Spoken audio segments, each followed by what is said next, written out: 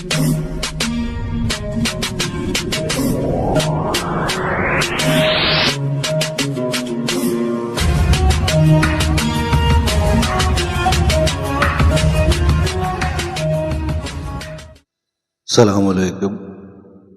സ്നേഹമുള്ളവരെ,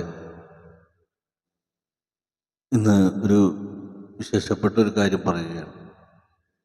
അതെല്ലാവരും വളരെ ശ്രദ്ധാപൂർവം കേൾക്കുകയും മനസ്സിലാക്കുകയും ഒക്കെ വേണം. കാരണം ജീവിതത്തിൽ പ്രശ്നങ്ങളും പ്രതിസന്ധികളും ഇല്ലാത്ത ആരുമില്ല. ഓരോ കുടുംബങ്ങളും ഓരോ രീതിയിലുള്ള വ്യത്യസ്തമായ സങ്കടങ്ങളും കൊണ്ട് ഓടി നടക്കുന്നവരാണ്.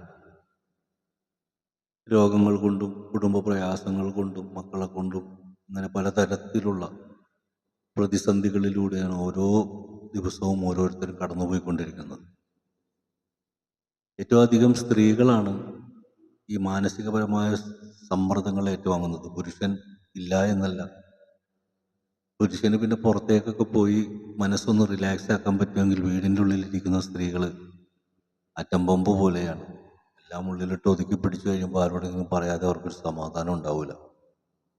അതുകൊണ്ടാണ് ഈ ജ്യോത്സ്യന്മാർ അതുപോലെയുള്ള സ്ഥലങ്ങളിലൊക്കെ എവിടെ ചെന്ന് നോക്കിയാലും സ്ത്രീകളുടെ തിരക്ക് കൂടുതൽ കാണുന്നത്. കാരണം കുടുംബത്തിനൊരു സമാധാനം ഉണ്ടാകാൻ വേണ്ടി ഓടുന്നത് സ്ത്രീകളായിരിക്കും.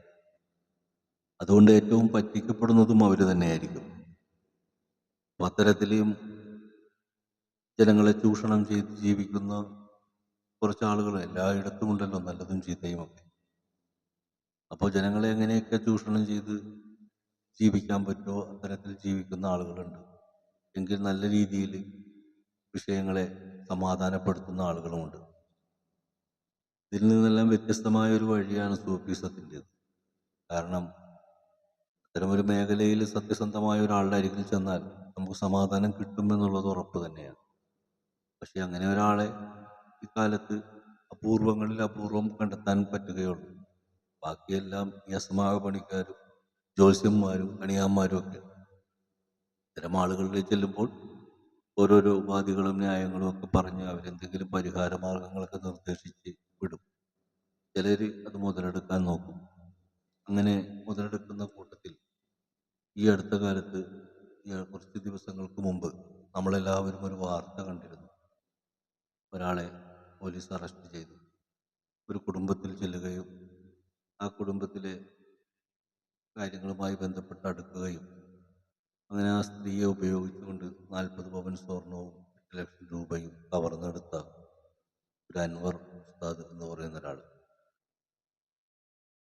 ഞാൻ ഒരു 10-12 വർഷങ്ങൾക്ക് മുമ്പ് എറണാകുളത്ത് ഇതുപോലെ പല വീടുകളിലും സഞ്ചരിക്കുമ്പോൾ നമ്മുടെ സുഹൃത്തുക്കളും മറ്റുള്ളവരുടെയൊക്കെ ഇതിൽ സഞ്ചരിക്കുന്ന സമയത്താണ് ഞാൻ ഒരു കാര്യം കേൾക്കുന്നത്. അതൊരു കുടുംബത്തിലെ കുട്ടിക്ക് കല്യാണം ആലോചിച്ചിട്ടുണ്ട്. കല്യാണവുമായി ബന്ധപ്പെട്ട് ഉള്ള വിഷയത്തെക്കുറിച്ച് അവിടെ ഇങ്ങനെ ചർച്ച നടന്നപ്പോൾ ഞാൻ ചോദിച്ചു, എവിടെ നിന്നാണ് പയ്യൻ? പുള്ളി പള്ളിയിലെ ഖത്തീബാണ്. അപ്പോൾ ഞാൻ ചോദിച്ചു, ഖത്തീബോ? അതെ. ആരായി കല്യാണം കൊണ്ടുവന്നത്? അത് ഇങ്ങനെ ഒരാളാണ്, ബന്ധത്തിൽ തന്നെ ഉള്ള ഒരാളാണെന്ന് പറഞ്ഞു. ഞാൻ പറഞ്ഞു, വേണ്ട, അവൻ കള്ളനാണ്. പക്ഷെ ആ വീട്ടുകാരാകെ അസ്വസ്ഥതയും. കാരണം ആ വീട്ടിൽ വരികയും പോവുകയും ഭക്ഷണം കഴിക്കുകയും ഒക്കെ ചെയ്തുകൊണ്ടിരുന്ന ഒരാളായിരുന്നു.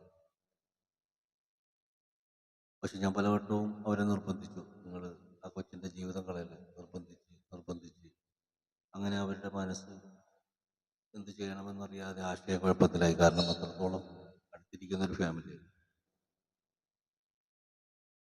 അപ്പം അങ്ങനെ ഇരിക്കെ ഞാൻ പറഞ്ഞു, ഒരു മാസത്തിനുള്ളിൽ അയാളെ നാട്ടുകാർ ഓടിച്ചിരുന്നത് നിങ്ങൾക്ക് കാണാൻ പറ്റും, അപ്പോൾ എല്ലാം മനസ്സിലാകുമെന്ന് പറഞ്ഞു. എന്തില്ല, പറഞ്ഞ പോലെ തന്നെ ഒരു മാസത്തിനുള്ളിൽ ആ പള്ളിയിൽ നിന്നും ആളുകൾ ഓടിച്ചു. അവിടെ നിന്നൊരു പെണ്ണിനെയും കൊണ്ടാണ് പോയത് പുള്ളി. പിന്നീട് പുള്ളി എവിടെയാണെന്നൊന്നും അറിയാൻ പറ്റിയിരുന്നില്ല. അങ്ങനെ ഇരിക്കെ കുറച്ച് കാലങ്ങൾക്ക് ശേഷം ഇയാൾ കളമശ്ശേരി ഭാഗത്ത് താമസിക്കുന്നുണ്ടെന്ന് അറിഞ്ഞു. ഞാൻ ആ കളമശ്ശേരിയിലുള്ള 1-2 ആളുകളോട് ഞാൻ സൂചിപ്പിച്ചിരുന്നു, ആള് ശരിയല്ല, കള്ളനാണ്. പക്ഷെ അവർ വിശ്വസിച്ചില്ല. പിന്നെ ഞാൻ അങ്ങോട്ട് കണ്ടിട്ടുമില്ല. പിന്നെ ഇന്നലെയാണ് ഞാൻ ഈ ന്യൂസ് കാണുന്നത് തന്നെ. അപ്പം തന്നെ ഈ പറഞ്ഞ ആൾക്കാരൊക്കെ എന്നെ വിളിച്ചിരുന്നു, പറഞ്ഞത് ശരിയാണ്. അപ്പം അതാണ്, പറയുമ്പോൾ ആരും വിശ്വസിക്കില്ല. എല്ലാം സംഭവിച്ചതിന് ശേഷം പിന്നെ അഭിപ്രായം പറയാൻ കുറേ ആൾക്കാരുണ്ടാവും. എൻ്റെ സ്ത്രീകളെ, എല്ലാ ഉമ്മമാരെ ഞാൻ നിങ്ങളോട് അപേക്ഷിക്കുകയാണ്, പ്രയാസം മാറ്റിത്തരാനായിട്ട് ഇവിടെ ഒരാളും ഉണ്ടായിട്ടില്ല. രോഗം മാറ്റിത്തരാനായിട്ട് ഒരു ഡോക്ടറും ഉണ്ടായിട്ടില്ല. എല്ലാം താൽക്കാലികമാണ്. നമുക്ക് പനി വരുന്നു, ഹോസ്പിറ്റലിൽ പോകുന്നു, ഗുളിക തരുന്നു, കുറയുന്നു, വീണ്ടും പനി വരുന്നു. അങ്ങനെ എത്രയോ പനികൾ വന്നാണ് നമുക്ക് പോകുന്നത്. അങ്ങനെ ഓരോ രോഗങ്ങൾക്കും താൽക്കാലികമായ പരിഹാരങ്ങളേ ഉള്ളൂ. ഒന്നും പൂർണ്ണമായിട്ട് എടുത്തു കളയാൻ പറ്റുന്ന പരിഹാരങ്ങൾ ഇല്ല. ആദ്യം നിങ്ങൾ തിരിച്ചറിയണം. അത് തിരിച്ചറിഞ്ഞെങ്കിൽ മാത്രമേ നിങ്ങൾ ആരുടെയും മുമ്പിൽ പറ്റിക്കപ്പെടാതിരിക്കുകയുള്ളൂ. നിങ്ങൾ ഏതെങ്കിലും ഒരു ജ്യോത്സ്യൻ്റെ അടുത്ത് നിന്ന് കഴിഞ്ഞാൽ ഏതെങ്കിലും അമ്പലത്തിൽ വഴിപാട് നടത്തും, അങ്ങനെ നടത്തും, ഇങ്ങനെ നടത്തും എന്ന് പറഞ്ഞുകൊണ്ട് 100, 500 വാങ്ങിക്കുന്ന, എന്നാലും ചോദിച്ചു വാങ്ങിക്കുന്നില്ല ചിലർ, കൊടുക്കണത് വാങ്ങിക്കും എന്നല്ല. ജീവിത മാർഗങ്ങളുണ്ട്. ഒപ്പം ഒരു സമാധാനപ്പെടുത്തലും, അതിനൊക്കെ നമുക്ക് പിന്നെയും കാണാം. പക്ഷെ ഈ അസ്മാ, കുപ്പിയും തകിടും അതും ഇതും എല്ലാം സത്യത്തിൽ അവിടെ ഒരു എന്നിട്ട് പറയുന്നു, എൻ്റെ വീട്ടിൽ വലിയ വിഷയമാണ്, അടുത്ത വീട്ടിലെ ആൾ ഭയങ്കര ശല്യമാണ്, അയാളെ കൊണ്ട് തലക്ക് സ്വൈര്യമില്ല എന്നൊക്കെ പറയുമ്പോൾ അയാളെ കൊണ്ടുള്ള ശല്യമില്ലാതെയാക്കാൻ വേണ്ടി ഇയാൾ എന്തൊക്കെയോ തകിടും കുപ്പിയൊക്കെ കൊടുക്കുന്നു, അവർ കൊണ്ടുപോയി കുഴിച്ചിടുന്നു.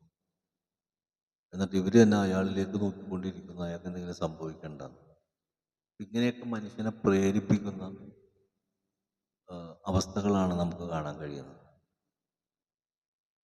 അപ്പം അതുകൊണ്ട് സ്ത്രീകളോട് ആണ് എനിക്ക് പറയാനുള്ളത്, നിങ്ങൾക്ക് പ്രയാസങ്ങൾ വന്നാൽ അള്ളാഹുവിലേക്ക് നിങ്ങൾ സ്വയം പ്രയാസം വരുമ്പോഴല്ല, ജീവിതത്തിൽ തുടക്കം തന്നെ പ്രയാസം എല്ലാവർക്കും ഉണ്ട്, ഈ പറയുന്നത് എനിക്കുണ്ട്. പക്ഷെ അതിനെ നമ്മൾ തരണം ചെയ്ത് പോകാൻ പഠിക്കണം. എല്ലാ മഹാന്മാരുടെയും എത്രയോ മക്കാമുകളുണ്ട്, സത്യസന്ധമായിട്ടുള്ള. നിങ്ങൾ ആത്മാർത്ഥമായിട്ട് അവിടെ പോയി നിന്ന് ദുആ ചെയ്യും, ഫലം കിട്ടും. നിങ്ങൾ ആത്മാർത്ഥമായിട്ട് പോകണം. രണ്ട് ചിരിച്ചും കളിച്ചും ഓടി അവിടെ പോയിട്ട് കാര്യമില്ല. അവിടെ വേദന എന്താണ്, ആ വേദനയോടുകൂടി അവിടെ നിൽക്കണം, ആ വേദനയോടുകൂടി ദുആ ചെയ്യണം. അള്ളാഹു എല്ലാം കാണുന്നവനും കേൾക്കുന്നവനുമാണ്. നമുക്ക് പരീക്ഷണങ്ങൾ തരികയാണ്, പരീക്ഷണങ്ങളാണെന്ന് മാത്രം മനസ്സിലാക്കിയാൽ മതി. എന്നിട്ട് റബ്ബിനോട് നിങ്ങൾ സഹായം തേടും. അല്ലാണ്ട് ഇത് നമ്മളൊക്കെ ഉണ്ടാക്കിയ പ്രശ്നങ്ങളാണെന്നും പറഞ്ഞ് കണ്ട് പരിഹാരം തേടുമ്പോഴുള്ള പ്രയാസങ്ങളാണ്. അതുകൊണ്ട് കഴിയുന്നത് നിങ്ങൾ ഈ അസ്മാവ് പണിക്കാരുടെ അടുത്ത് പോകാതിരിക്കുക. അതാണ് നിങ്ങളോട് അപേക്ഷിക്കാനുള്ളത്.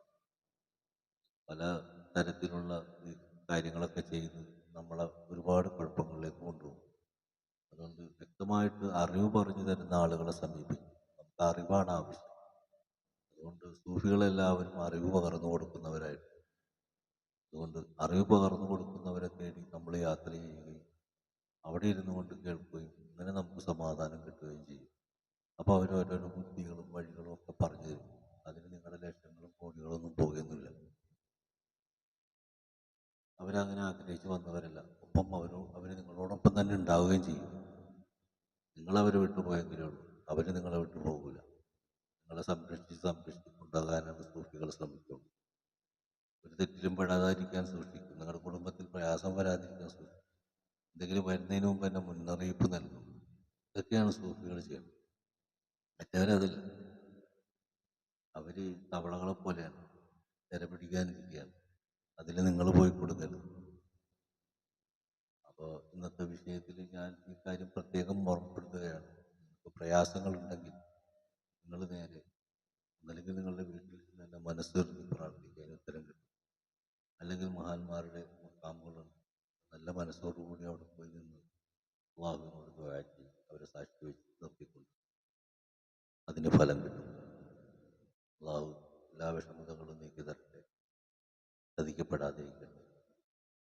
നല്ല ആളുകളെ മനസ്സിലാക്കുകയും തിരിച്ചറിയുകയും ചെയ്തിട്ട് വേണം ആരുടെ അടുത്തും സമീപിക്കാൻ എന്ന് പ്രത്യേകം ഓർമ്മപ്പെടുത്തുന്നു. കാലം ഇന്ന് ഇത്രയും പറഞ്ഞു നിർത്തുകയാണ്.